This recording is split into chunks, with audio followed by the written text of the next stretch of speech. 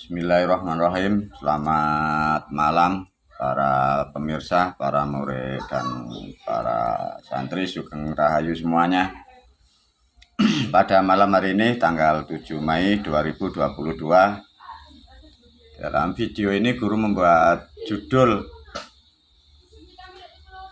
Badan Wadak ya. Mengapa guru kok membuat judul seperti ini? Satu, bagi generasi milenial yang tidak mengerti tentang pemahaman bahasa-bahasa yang lama, guru mengajak sedikit memahami sejarah bahasa dan apa yang dimaksud. Yang disebut dengan badan wadak, ini bahasa Jawa lama ya, karena bahasa berubah sehingga tidak paham para pemirsa di zaman-zaman sekarang. Badan sama, bisa dikatakan tempat ya. Sebenarnya badan itu maknanya tempat atau makhluk ya. Itu sama, makanya kayak hewan itu punya badan hewania. Kalau manusia ini badan manusia. Sebenarnya ini wadah badannya. Tapi lebih tepatnya disebut oleh guru badan wadak. Wadak itu ada yang mengatakan itu wadah atau tempat ya. Jadi kalau disusun badan wadak adalah suatu tempat untuk ditempati. Lebih mudah disebut oleh guru badan wadak sama juga dengan raga manusia atau juga tubuh manusia. Kalau sudah memahami ini nanti sangat penting ya untuk memahami, melihat apa yang ada di dunia, apa yang kita selalu hadapi tiap hari. Jadi manfaatnya nanti banyak sekali sehingga kita mengerti dengan makhluk, dengan sekitar, sehingga kita akan menjadi mempunyai pemahaman hidup yang berbeda ya. Badan wadak, raga manusia, tubuh manusia pada hakikatnya sama ya, disamakan oleh guru bahasanya, lebih mudah. Di antara ketiga, badan wadak, raga manusia, tubuh manusia, itu tergantung isinya. Isinya itu apa ya? Isinya apa? Bisa dikatakan badan wadak, raga manusia, tubuh manusia, isinya ada yang nyebut sifat atau karakter ya. Nah, sifat dan karakter itu nanti dibagi dengan bahasa-bahasa yang diajarkan guru sehingga kita lebih mengenal tentang diri pribadi, tentang lingkungan keluarga dan sampai kepada makhluk-makhluk yang lain ya. Badan wadak, raga manusia, tubuh manusia tergantung apa isinya. Di dalam kehidupan berbangsa dan bernegara atau di dalam bersosial itu ada 3 kasta, ada 5 kasta atau 5 derajat ya. Ini derajat kehidupan dunia nyata, berbangsa dan bernegara ini. Dan yang di sebelah sini, ini ada sama 5, tapi ini kasta karakter atau nilai yang lebih dalam ya. Satu, diajarkan sedikit agak mengerti, sehingga kita akan menempatkan diri masing-masing. Kita menyadari dengan makhluk-makhluk yang lain sehingga mengurangi sifat-sifat iri dan dengki. Diterangkan guru dari yang terbawah ada, sering kita mendengar kan, sudro atau sudra. Ini memang di dunia, di negara manapun pasti ada. Manusia dalam keadaan keluarga, ini dari keluarga sudro atau sudra ya. Ekonomi ini biasanya sangat susah ya. Memang ada dimanapun ada, di setiap negara ada, di setiap lingkungan ada ya. Ini memang siklusnya alam seperti itu. 2, ada derajat yang agak naik atau ekonomiku agak lebih baik, ada yang disebutnya namanya waisaki, ada yang disebut derajat waisak. Maka klaster di dunia, mengapa guru kok di dunia ini katanya semua adil, diciptakan Tuhan, kok ada yang kurang mampu, ada yang susah. Nah, justru dengan adanya sistem ini menandakan bahwa keadilan Tuhan itu sangat adil ya. Jadi ada sudro, waisak, yang ketiga adalah satria. Nah, ini biasanya rata-rata satria inilah jadi manusia orang-orang yang nilainya agak lebih dan derajat sosialnya pun biasanya rata-rata bisa jadi pemimpin. Ada lagi nanti yang disebut Brahmana. Manusia yang di sini kadang mempunyai klaster rata-rata dalam pendidikannya mengajarkan nilai-nilai rohani, nilai-nilai kebaikan. Batara ini biasanya pemimpin level dunia atau level-level negara, betul-betul manusia itu yang mengajarkan nilai-nilai ketuhanan atas nama dunia, ya pasti ada di dunia ini. Yang penting melalui video ini guru mulai memberi kesadaran ada Sudra, Waisak, ini derajat yang ada di dunia. Agar untuk memahami lebih paham, satu contoh, karena dunia itu siklus ya, berputar dan berputar dan berputar. Satu contoh, sebelum manusia lahir di dunia, dalam kehidupan masa lampau, manusianya itu nakal, tidak mengerti nilai-nilai ketuhanan, melanggar moral, disuruh belajar malas. Nah, dengan yang disebut evolusi atau inkarnasi, maka dia diturunkan di tempat yang Sudra.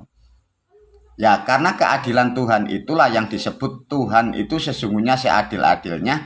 Apapun yang kalian kelak akan kalian menuai dirimu sendiri. Ya, sama. Satu contoh di era sekarang, dalam masa-masa sekarang, mengapa kok ada yang Sudra, ada yang menengah, ada yang ekonomi lebih, ada yang... yaitu dari perbuatan kehidupan masa lampau itu. Semoga dengan sedikit memahami ini kita akan bisa memahami kehidupan kita sendiri, sehingga kita tidak bisa menyalahkan Tuhan, kita pun tidak bisa merenungi diri sendiri, merasa diri kita tidak mendapat perlakuan adil dari Tuhan. Dengan memahami ini kita tahu bahwa dengan keadilan hukumnya Tuhan itulah, kalau kita sekarang ditempatkan dalam keadaan Sudra, ya karena kita ada perilaku yang salah, melanggar norma-norma kehidupan, cara bersyukur yang tidak bisa, sehingga kita jadi manusia ditempatkan di Sudra. Sama, bagi yang kita sekarang ditempatkan sama, dulu kita pun sudah melakukan hal-hal yang baik. Bagi yang sudah di satria sama, dalam kehidupan masa lampau, kita pun jadi orang-orang yang mampu untuk menjaga diri, perilaku dengan makhluk yang lain, sehingga kita sekarang di dunia mempunyai kasta masing-masing. Lantas pertanyaannya, sekarang bagi kita yang ada di Sudra, Waisak, Ksatra, Brahmana, bagaimana kita dalam peradaban ini sampai meninggal? Kelak kita turun lagi ke dunia, bisa naik klaster atau masih tempat. Satu contoh kalau kita satria. Semoga kita pun juga dulu besok akan kembali ke tempat ini. Kalau ingin meraih di sini, banyaklah perbuatan kebaikan tentang ilmu-ilmu rohani. Sama. Ya, jadi kalau mau merubah kehidupan dari metode ini, kita bisa menyiapkan kehidupan yang akan datang. Lagi kalau kita sekarang melanggar norma, melanggar hukum, banyak hal yang kita lakukan tidak sesuai aturan sebagai kodrat layaknya manusia, ya itulah nanti hukum Tuhan seadil-adilnya. Dari yang derajat Waisak dia akan mencapai, dia ditempatkan yang sangat nista dan sangat rendah, sehingga kehidupan di dunia kadang sangat sulit untuk mencari sandang dan pangan. Sedikit uraian ini untuk dipahami sehingga kita bisa mengukur, mengetahui, melihat sesungguhnya Sang Maha Pencipta adalah Sang Maha Adil. Apapun akan terbalas oleh perbuatan kita sendiri, ya. Lantas dari yang sebelah kanan ini apa guru? Ini menerangkan derajat karakternya, ya. Jadi karakter pribadi. Ada karakter pribadi ini yang paling terbawah, ini karakternya hewan. Ada nanti derajatnya derajat orang atau uwong. Ada klaster lebih tinggi nama derajatnya tiang. Ada lebih tinggi derajatnya manungso atau bersifat manusia.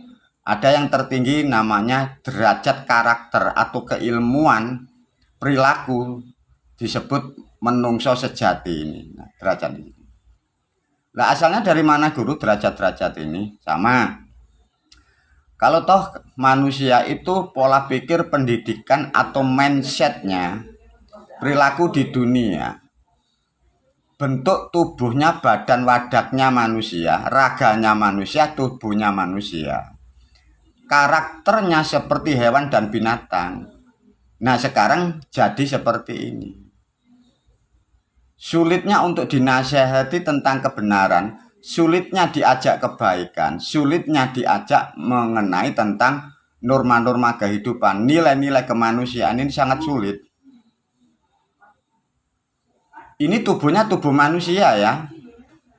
Maka nanti ada tubuhnya manusia, raga manusia, karakternya di sini. Ya biasanya kalau karakter yang sudah tiang, mudah diajarkan pemahaman tentang kehidupan. Salah sedikit dinasihati saja, dia sudah berubah. Ada lagi manusia karakter kecerdasan atau IQ-nya yang derajat manungso.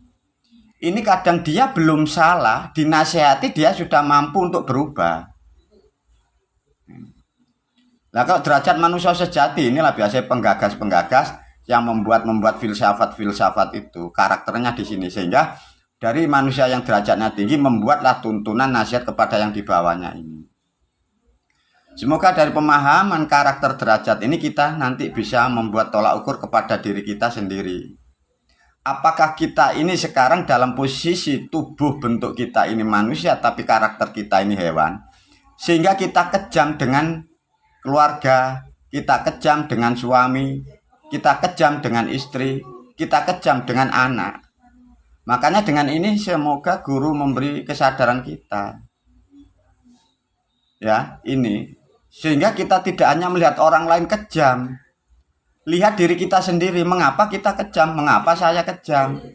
Artinya kita, Anda, ini posisimu di sini. Nah ini kalau tidak dirubah dengan perilaku atau tuntunan, tubuh kita manusia, raga kita manusia, hidup kita susah karena ya kekejaman ini. Ini karakter pembawaan kita. Makanya jangan selalu menyalahkan suami dan istri, jangan suka menyalahkan keluarga, anak dan lainnya. Kita melihat diri kita sendiri, kita posisi yang di mana. Kalau memang karakter kita ini yang sudah standar orang atau uang, ini biasanya agak sabar. Beda dengan ini. Salah sedikit orang udah dihakimi, salah sedikit keluarga dipukul, ini karakternya. Sama nanti kelasnya beda-beda. Kalau sudah klasternya yang karakternya mudah, kadang dihina, mampu nerima, sabar, kadang senyum, tidak mau membalas. Nah ini. Nah dari penjelasan ini semoga para pemirsa, para murid santri, sehingga kalian bisa mengontrol dirimu sendiri, jangan selalu menyalahkan makhluk yang lain. Rubahlah kita lebih naik klaster-klaster di sini. Lah lantas dari mana guru? Satu contoh ya, ada keluarga baik-baik, laki dan perempuannya baik-baik. Lantas kok punya keturunan itu karakternya beda, tidak sama dengan orang tua. Nah itu biasanya dihasilkan dari cara mulai membuat keturunan. Satu contoh, dari keluarga laki-laki A dan wanita B berpasangan suami istri, cara untuk yang dimakan satu banyak namanya melanggar norma, satu mencuri, menipu, makanan-makanan yang merusak, unsur-unsur yang kejam, itu membentuk atau karakter itu bentuk tubuhnya putra atau anak, bentuk tubuhnya manusia, tapi di dalamnya karakternya hewan. Karena cara untuk membuat makan dari tubuh itu perilaku manusia itu seperti hewan. Makanya hewan ini mempunyai karakter kejam, suka menyalahkan orang, suka menghancurkan orang, pandai menipu orang, berkamuflase demi makan. Lah itu nanti kalau punya keturunan karakternya ini seperti hewan, ini sulitnya dikendalikan itu. Tubuhnya seperti manusia, tapi dalamnya ini dipengaruhi orang tua. Cara mencari nafkahnya itu, mencuri, menipu, berbohong. Kalau tidak percaya, lihatlah dirimu barangkali yang sekarang mengalami nasib seperti ini. Dan lihatlah juga orang-orang di sana, barangkali dari keluarga Waisak, tapi putranya ada yang karakternya seperti ini. Ya artinya cara mencari rezekinya, cara mencari nafkahnya, itu ada cara yang kejam, menipu, membohong, membual itu. Semoga sedikit pemahaman ini kita untuk bisa melihat diri kita sendiri. Kalau kita sudah bisa melihat, pandai-pandailah kita untuk merubah karakter kita sendiri. Dari pemahaman ini guru memberi pemahaman lebih dalam. Lihatlah di dalam keluarga kita. Kadang kita mempunyai keturunan beda, tapi ada juga dari keluarga asalnya tidak baik, dari keluarga sudra, tapi cara makan, cara mencari nafkahnya itu halal. Makanya kadang keturunan putranya itu jadi orang-orang baik, jadi orang, jadi tiang, jadi menungso, sehingga di dunia rezeki anaknya, harta anak-anaknya itu lebih tinggi dari orang tua asalnya. Bisa juga makanya dari orang tua yang sudra miskin, karena mencari nafkahnya dan perilakunya sudah dituntun dengan moral dan aturan yang tepat, maka keturunannya bisa naik ke waisak, ada yang bisa ke satria ini. Nah, itulah yang disebut keadilan siklus hukum Tuhan. Artinya hukum Tuhan memang adil dan seadil-adilnya. Ada lagi kadang kita melihat, mengamati di dalam lingkungan. Ada kan dari keluarga yang begitu, nyatanya keturunannya begini. Ada yang keturunan begitu, hasilnya begitu. Nah, semua itu berdasar dari sini. Nah, ini yang lebih penting lagi. Satu, dalam politik negara, kita sekarang kan dilema di negara Republik Indonesia. Dalam politik ada politik partai, ada politik artinya bentuk organisasi agama. Lihatlah penduduk atau warga bangsa negara Indonesia yang berpolitik dalam partai kenegaraan, yang berpolitik atau bergerombol dalam berjamaah, lihatlah karakternya mereka. Amati betul-betul. Ada politik mengatasnamakan untuk negara. Kelakuannya kayak binatang. Pemimpin ulama kita, ulama dan umarok di Indonesia kan begitu. Seakan-akan untuk menegakkan kebenaran atas nama negara. Padahal dia menipu dirinya, menipu negara, menipu aturannya negaranya sendiri. Nah, itu ya asalnya dari sini ini. Dari keturunan hewan dipimpin rakyat, caranya dengan cara yang sudah salah, sekarang jadi korban semua. Makanya dalam bahasa moral disebut ulama dan umarok kalau sudah hancur ya sudah tumbang negara kita. Sekarang kita bisa menganalisa ketua-ketua partai, ketua-ketua lembaga, ketua-ketua agama yang ada di Indonesia, lihat semua itu. Ya sudah, negara kita sudah tidak ada. Negara kita udah dikuasai bangsa-bangsa seperti ini. Tubuhnya bagus seperti manusia, tapi karakternya sudah di sini. Bagi kita yang mau sadar, sudah kita hanya lihat aja, ndak usah membantu, ndak usah menolong. Lihat aja orang-orang yang sudah berpolitik memakai agama, berpolitik atas nama negara. Lihat aja, mereka kan sudah tua, ndak lama lagi kan sudah hancur, sudah mati. Kita tidak bisa membantu mereka karena kita sudah tahu karakter mereka di sini. Bentuk tubuhnya manusia. Nah, tinggal bagi kalian para pemirsa dan pendengar yang mendengar kaset guru, posisi Anda sekarang di mana? Ataukah kalian juga sama yang disebut guru? Kalian juga suka menipu orang lain dalam atas nama agama? Ataukah kalian yang mendengarkan kaset guru ini, Anda juga berpolitik menipu bangsa negara dalam kenegaraan? Nasihat guru, semoga Anda diberi kesadaran sehingga mampu melihat kehidupanmu, sehingga kehidupanmu tidak rugi dan keluargamu tidak akan dirugikan.